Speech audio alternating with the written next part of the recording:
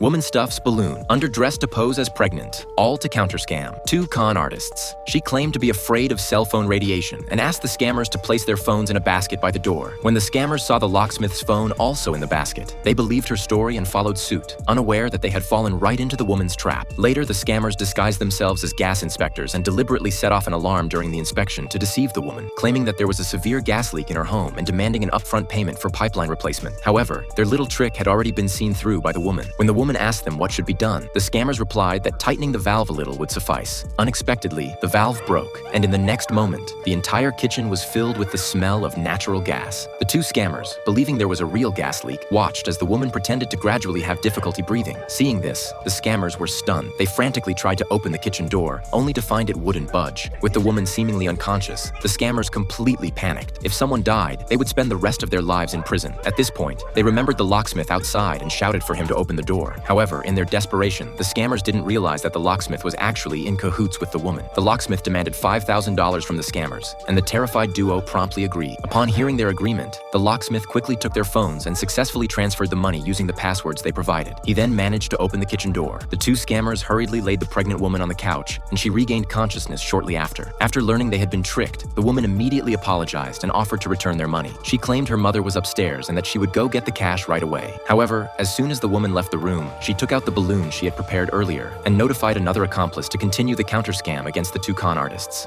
你们俩是谁？